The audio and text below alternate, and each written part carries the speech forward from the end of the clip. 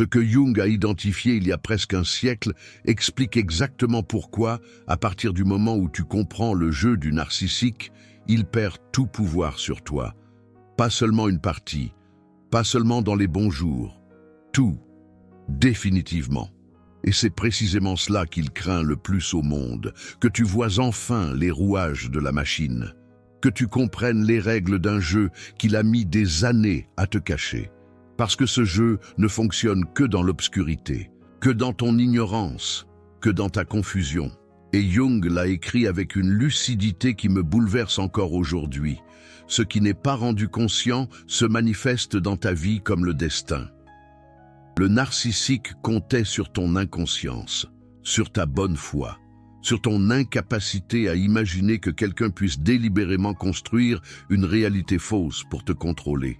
Et le jour où tu as commencé à voir, le jour où la lumière a commencé à filtrer à travers les fissures de son masque, c'est ce jour-là que tout a changé. Pour lui aussi. Si tu regardes cette vidéo aujourd'hui, c'est peut-être parce que tu es quelque part dans ce processus. Peut-être que tu commences à voir certaines choses que tu ne pouvais pas voir avant. Peut-être que tu te dis « Mais pourquoi est-ce que je n'ai pas vu ça plus tôt? Comment est-ce que j'ai pu ne pas remarquer ?» Et cette question, je veux que tu la poses différemment. Pas comment je n'ai pas vu, mais comment il a fait pour que tu ne vois pas. Parce que la réponse à cette question change tout. En 15 ans de pratique clinique avec des survivantes de violences narcissiques, j'ai vu des femmes intelligentes, perspicaces, éduquées, traverser des années entières sans comprendre ce qui leur arrivait. Pas parce qu'elles étaient naïves, mais parce que le jeu du narcissique est conçu précisément pour rendre la vérité invisible. Conçu pour que tu doutes, conçu pour que tu cherches la faute en toi d'abord. Aujourd'hui, je vais t'exposer ce jeu dans sa totalité. Ses règles, ses mécanismes, ses techniques les plus précises. Et je vais t'expliquer, en m'appuyant sur les travaux de Jung et sur 15 ans d'observation clinique, pourquoi le moment où tu comprends ce jeu est le moment exact où il cesse de fonctionner sur toi. Pour toujours. Retiens bien ceci, car la première règle du jeu que je vais te révéler va changer ta manière de relire toute ta relation avec lui. Jung a développé un concept que peu de gens appliquent correctement au narcissisme, mais qui l'éclaire d'une manière radicale. Il parlait de la persona, ce masque social que chacun de nous porte pour s'adapter au monde. Pour la plupart des gens, la persona est un outil flexible. On la met, on l'enlève, on l'adapte selon les contextes, et derrière la persona, il y a un soi authentique qui existe vraiment. Pour le narcissique, c'est différent. Sa persona n'est pas un outil, c'est une prison dorée. Il y a si longtemps qu'il l'a construite, si longtemps qu'il s'y est enfermé pour ne pas affronter le vide de son ombre, qu'il ne sait plus où finit le masque et où commencerait l'homme réel. Il n'a pas de soi authentique accessible, il n'a que des rôles, des stratégies, des techniques. Et c'est sur cette base que son jeu est construit. Pas sur l'amour, pas sur la connexion, sur le contrôle, sur la maîtrise de ta perception de la réalité, sur sa capacité à te faire voir ce qu'il veut que tu vois et à ne pas voir ce qu'il veut dissimuler. La première règle de son jeu, te faire croire que tu es le problème. Ça a commencé tôt, n'est-ce pas? Ces petits moments où tu te retrouvais à t'excuser de choses que tu n'avais pas faites. Ces conversations qui démarraient sur un problème réel qu'il avait causé et qui finissaient, d'une manière que tu ne comprenais pas vraiment, par être ta faute. Ces disputes où tu te retrouvais à défendre ton droit à tes propres émotions. Tu es trop sensible. Tu interprètes tout de travers. Tu inventes des problèmes. Tu es épuisante. Ce mécanisme a un nom. Les spécialistes l'appellent le gaslighting, et Jung, avant même que ce terme existe, avait décrit le processus dans ses analyses des dynamiques de pouvoir entre individus. Le gaslighting consiste à manipuler systématiquement la perception de quelqu'un jusqu'à ce qu'il doute de sa propre raison, de sa propre mémoire, de sa propre capacité à interpréter la réalité. C'est une technique de contrôle pur. Et elle fonctionne parce qu'elle exploite quelque chose de fondamentalement humain, notre tendance à faire confiance à ceux que nous aimons. Quand celui que tu aimes te dit que tu inventes, tu ne veux pas le croire manipulateur. Tu préfères croire que tu te trompes, Et c'est exactement ce que le narcissique exploite. Du calme, parce que ce que je vais te révéler maintenant sur la deuxième règle de son jeu est encore plus important. Et c'est celle que le moins de gens comprennent vraiment. La deuxième règle, te maintenir en état d'insécurité permanente. Il y a quelque chose que le narcissique sait instinctivement, même s'il ne l'articulerait jamais ainsi. Quelqu'un qui se sent en sécurité émotionnelle est très difficile à contrôler. Quelqu'un qui doute en permanence de lui-même, de sa valeur, de sa place dans la relation, est beaucoup plus malléable. Alors il a mis en place, consciemment ou non, un système qui te maintenait dans une oscillation constante, des moments de chaleur intense, suivis de retraits inexplicables, des compliments suivis de critiques qui annulaient tout, des périodes de connexion suivies de silence glacial sans raison apparente. Tu ne savais jamais à quoi t'attendre, tu marchais sur des œufs en permanence. Et cette incertitude chronique, ce que les psychologues appellent l'intermittent renforcement, le renforcement intermittent, est l'un des mécanismes les plus puissants connus en psychologie comportementale pour créer une dépendance. En 15 ans de pratique clinique, j'ai vu des centaines de femmes décrire la même chose avec les mêmes mots. Je ne savais jamais lequel allait se lever le matin. Et cette imprévisibilité n'était pas un accident de caractère. C'était un mécanisme de contrôle. 3 de mes patientes m'ont raconté avoir compris ce mécanisme le même jour, par hasard, en lisant sur le conditionnement opérant. Le moment où elles avaient compris que les pigeons dans les laboratoires de Skinner développent une dépendance bien plus forte aux récompenses aléatoires qu'aux récompenses systématiques. Et elles m'avaient dit la même chose. Ce jour-là, j'ai compris pourquoi je ne pouvais pas partir. Ce n'était pas de l'amour, c'était du conditionnement. Et voici où tout change. Voici le retournement que Jung avait anticipé et qu'il faut que tu comprennes dans tes os. Le cycle se brise au moment exact où tu vois le mécanisme. Pas avant, pas après, à ce moment précis. Parce que le gaslighting ne fonctionne que si tu crois que ta perception est fausse. Le moment où tu sais qu'elle est juste, le mécanisme s'effondre. Parce que le renforcement intermittent ne crée de dépendance que si tu continues à espérer la récompense. Le moment où tu comprends que la récompense est calculée, qu'elle est instrumentale, qu'elle ne signifie rien sur ton amour ou ta valeur, l'espoir se transforme en clarté. Et la clarté est mortelle pour son jeu. Jung l'avait dit d'une manière que je n'ai jamais oubliée. On ne devient pas éclairé en imaginant des figures de lumière, mais en rendant l'obscurité consciente. Voir le jeu, c'est rendre son obscurité consciente. Et une fois que tu as fait ça, il ne peut plus te ramener dans le noir. J'ai découvert quelque chose en travaillant avec mes patientes qui change tout. Mais d'abord, laisse-moi te parler de la 3e règle. Celle qui est la plus difficile à voir, parce qu'elle est cachée derrière quelque chose qui ressemble à de l'amour. La 3e règle de son jeu, t'isoler de tout ce qui pourrait te donner de la force. Ça s'est passé progressivement, n'est-ce pas? Sans que tu t'en rendes vraiment compte sur le moment. Il ne t'a pas dit « arrête de voir tes amis ». C'était plus subtil que ça. Il faisait des commentaires qui semaient le doute sur certaines personnes de ton entourage. Tu as vu comment elle te regardait? Il est bizarre avec toi, ce collègue. Ta famille ne comprend pas notre relation. Et peu à peu, sans te forcer à quoi que ce soit, il a réduit ton monde. Parce qu'un entourage solide est dangereux pour lui. Tes amis auraient pu te dire ce qu'elles voyaient de l'extérieur. Ta famille aurait pu nommer ce qui se passait. Et surtout, chaque personne qui t'aimait vraiment était une preuve vivante que tu méritais d'être aimé sans condition, ce qui rendait son traitement de toi inacceptable. Alors il a éliminé les témoins. Pas brutalement dans la plupart des cas, avec finesse, avec des questions innocentes, avec des doutes semés au bon moment, et tu t'es retrouvé seul face à lui, sans miroir extérieur pour vérifier ta perception de la réalité.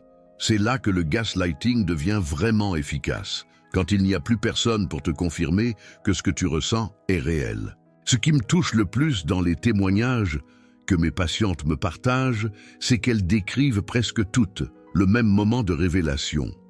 Le moment où elles ont recommencé à parler vraiment à une vieille amie, à une sœur.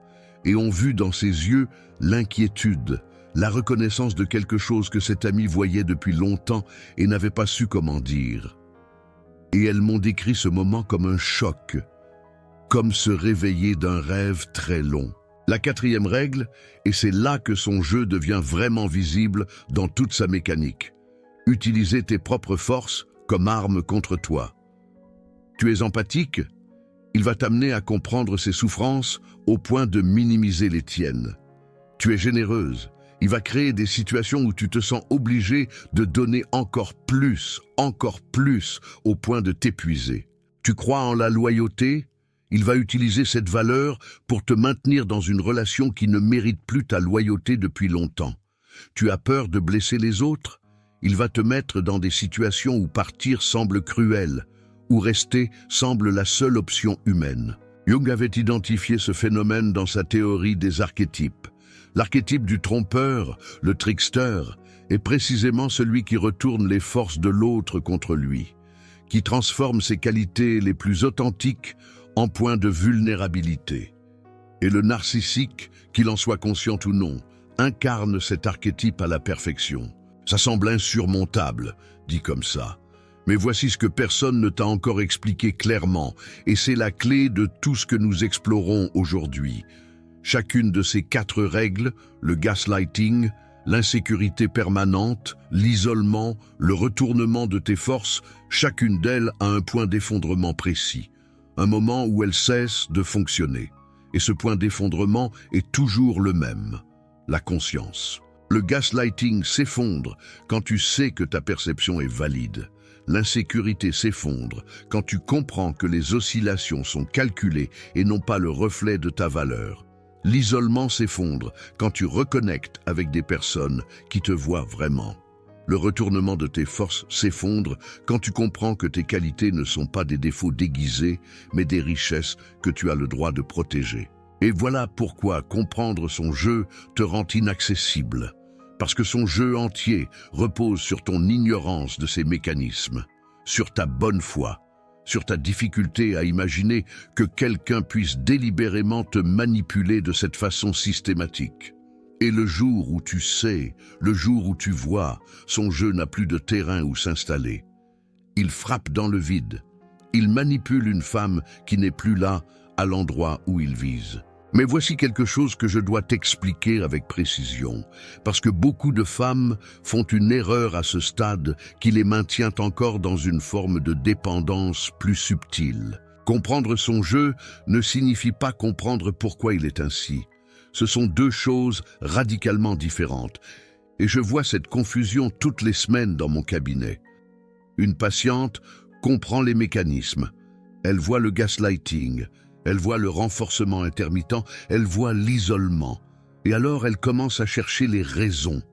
Sa blessure d'enfance, son père absent, sa mère narcissique à elle, les humiliations qu'il a subies. Et dans cette recherche de compréhension profonde, de l'empathie recommence à s'installer.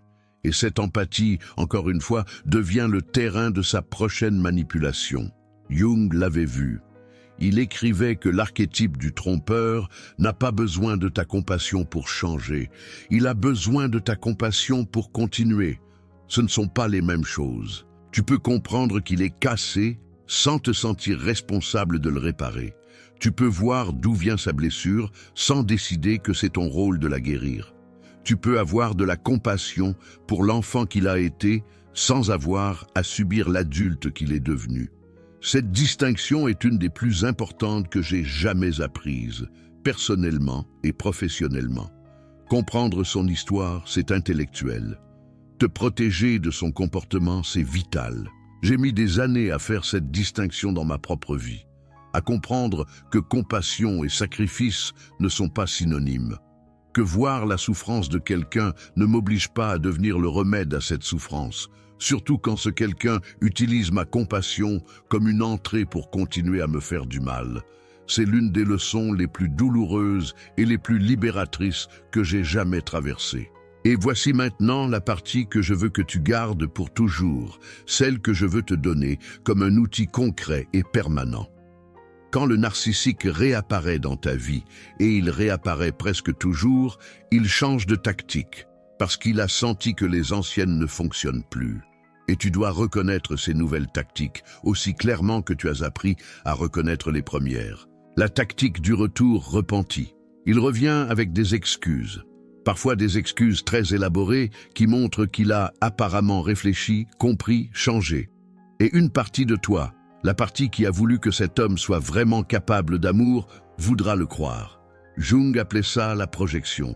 Tu projettes sur lui la capacité au changement que tu aurais si tu te comportais comme il s'est comporté. Mais lui n'est pas toi. La profondeur de ton empathie n'est pas la sienne. La règle pour cette tactique est simple et impitoyable. Les excuses sans comportement changé durablement ne sont pas des excuses. Elles sont des stratégies d'accès. La tactique de la triangulation de retour. Il utilise une tierce personne pour te faire sentir que tu as de la concurrence, que tu pourrais le perdre, que quelqu'un d'autre te remplace. Il mentionne une nouvelle femme. Il se montre heureux publiquement. Il laisse filtrer des informations calculées pour que tu les reçoives. Cette tactique exploite l'insécurité qu'il a passé des mois à cultiver en toi. Et elle fonctionne exactement dans la mesure où tu n'as pas encore complètement récupéré ta valeur intrinsèque. La réponse à cette tactique, c'est de te rappeler quelque chose de fondamental. Ta valeur n'a jamais été relative à lui. Elle n'a jamais dépendu de son choix. Son bonheur apparent avec quelqu'un d'autre ne dit rien sur ce que tu vaux. Il dit tout sur sa stratégie. La tactique de la crise fabriquée. Il crée une urgence, une situation dramatique, quelque chose qui nécessite ta présence, ta réponse, ton aide. Et il compte sur le fait que ton instinct empathique va se déclencher automatiquement. Une urgence de santé, un problème professionnel, une annonce déstabilisante. Et tu te retrouves à répondre avant même d'avoir eu le temps de réfléchir, parce que c'est comme ça que tu es faite, parce que tu es quelqu'un qui répond aux crises des autres. La réponse à cette tactique, prendre systématiquement 24 heures avant de réagir à toute urgence qui le concerne. 24 heures, pas 1 heure, 24. Le temps de laisser la réponse automatique se dissoudre et la réflexion consciente prendre sa place. Ce que j'ai compris après des années de pratique clinique et après ma propre traversée d'une relation narcissique, c'est que le moment où tu n'as plus besoin de 24 heures, le moment où ta réponse instinctive est déjà alignée avec ce qui est bon pour toi, c'est ce moment-là qui marque ta guérison complète. Pas l'absence de douleur, pas l'oubli, mais l'alignement entre ce que tu ressens et ce que tu sais. Jung croyait que la conscience de soi est le premier et le plus fondamental pas vers la guérison, qu'on ne peut pas changer ce qu'on ne voit pas, que la lumière jetée sur l'obscurité est déjà une forme de libération.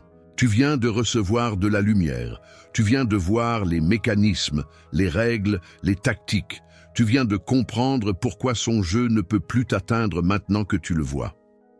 Au cours de ces dernières minutes, tu as découvert les 4 règles fondamentales de son jeu, le mécanisme de l'effondrement de chacune d'elles et les tactiques qu'il utilisera encore pour tenter de reprendre ce qu'il a perdu. Jung croyait que rendre l'inconscient conscient est l'acte le plus libérateur qu'un être humain puisse accomplir. Ces vérités sur le narcissisme, sur la manière dont il construit son jeu dans l'ombre de ton ignorance, ont été dissimulées pendant trop longtemps derrière des discours qui victimisent sans outiller, qui compatissent sans expliquer. Si cette vidéo a mis des mots sur ce que tu vivais sans pouvoir le nommer, si elle t'a donné un outil concret que tu vas garder, le Super Thanks là en bas est ton signe que ces analyses doivent continuer. Chaque soutien permet à une autre femme quelque part de recevoir cette lumière. Chaque contribution maintient vivante une vérité que certains préféreraient garder dans l'ombre. Tu n'es pas seulement une spectatrice, tu es celle qui passe le flambeau. Fais partie de celle qui expose le jeu. Et maintenant, voici ce que je veux que tu fasses concrètement avec tout ce que tu viens d'apprendre. Parce que voir le jeu est une chose, changer tes réponses en est une autre. Et c'est là que la vraie transformation se produit. Première chose, fais l'inventaire de ce qu'il t'a fait douter. Pas tout de suite, pas maintenant si tu n'es pas prête. Mais dans les jours qui viennent, prends un moment calme et pose-toi une question précise. Quelle croyance sur moi-même ai-je développée pendant cette relation qui n'existait pas avant? Je suis trop sensible. Je surréagis toujours. Je mérite moins que ce que je demande. Je suis impossible à aimer vraiment. Chaque croyance négative sur toi-même qui est apparue ou s'est renforcée pendant la relation mérite d'être examinée. Parce que chacune d'elles est probablement un produit de son gaslighting et non une vérité sur qui tu es. Deuxième chose, reconnecte avec un miroir sain. Une personne, une amie, une sœur, un thérapeute, quelqu'un qui te connaissait avant lui et qui peut te rappeler qui tu étais avant que son jeu ne commence. Quelqu'un dont le regard sur toi n'est pas filtré par ses manipulations. Parce que la perception de soi se construit toujours en relation avec les autres. Il l'a déformée avec des gens qui lui étaient acquis. Tu peux la reconstruire avec des gens qui te sont vraiment dévoués. Troisième chose, et c'est la plus importante pour ta protection à long terme, apprends à reconnaître les signaux précoces. Jung parlait de l'intuition comme d'une intelligence de l'inconscient qui perçoit ce que la conscience n'a pas encore nommé. Tu as probablement ressenti quelque chose très tôt dans la relation, une légère dissonance, un malaise vague que tu as mis de côté parce que tout semblait si beau par ailleurs. Cette intuition précoce, cette sensation dans le corps avant même que le mental ait des preuves, est ton système d'alarme le plus fiable. Et maintenant que tu comprends le jeu, tu peux choisir de lui faire confiance. Ce n'est pas de la méfiance pathologique que d'observer attentivement les comportements de quelqu'un dans les premières semaines d'une relation. C'est de la sagesse. C'est la sagesse que tu as acquise à un prix très élevé. Ne la gaspille pas. Honore-la. Quand j'ai lu Jung pour la première fois après avoir quitté ma propre relation narcissique, il y avait une phrase qui m'a arrêté net. Une phrase que je relis encore parfois quand j'en ai besoin. Il écrivait « La rencontre avec soi-même est l'une des expériences les plus désagréables. Parce que se rencontrer vraiment, c'est aussi rencontrer tout ce qu'on s'est raconté pour survivre, les compromis qu'on a faits, les signaux qu'on a ignorés, les parties de soi qu'on a trahies pour maintenir quelque chose qui ne méritait pas d'être maintenu. Mais cette rencontre, aussi désagréable soit-elle au début, est aussi la porte vers quelque chose que personne ne peut jamais te reprendre, la connaissance de toi-même. Et cette connaissance est la seule chose qui te rende vraiment inaccessible, pas seulement à lui, à tous ceux qui voudraient un jour jouer le même jeu. L'empathe qui comprend les mécanismes du narcissisme ne devient pas méfiante, elle devient discernante. Elle ne ferme pas son cœur, elle choisit à qui elle l'ouvre. Et cette différence entre fermer et discerner, entre protéger et s'isoler, est toute la distance entre la blessure et la sagesse. Tu as parcouru une grande partie de ce chemin déjà. Le fait que tu sois ici, que tu cherches à comprendre, que tu poses les bonnes questions, c'est la preuve que quelque chose en toi sait déjà que tu mérites mieux, que quelque chose en toi a refusé de se laisser définir par ce qu'il t'a fait croire. Ce quelque chose, c'est toi. Celle que le jeu n'a pas réussi à effacer complètement. Et c'est elle, précisément elle, qu'il ne pourra jamais atteindre, quoi qu'il essaie, quelles que soient les tactiques qu'il déploiera encore. Parce que cette partie de toi a maintenant quelque chose qu'elle n'avait pas avant, les yeux ouverts. Dis-moi dans les commentaires, quel mécanisme du narcissique tu as mis le plus longtemps à identifier clairement? Le gaslighting, l'isolement progressif, le renforcement intermittent, la triangulation? Raconte avec les détails que tu veux. Ton témoignage aide quelqu'un d'autre en ce moment même à mettre un nom sur ce qu'il vit et à comprendre qu'il n'est pas fou. Et si tu as quelqu'un autour de toi qui est encore dans le brouillard, qui se demande encore si c'est sa faute, partage cette vidéo avec elle maintenant. Pas demain, maintenant. La lumière qu'elle a besoin de voir est peut-être à un partage de distance.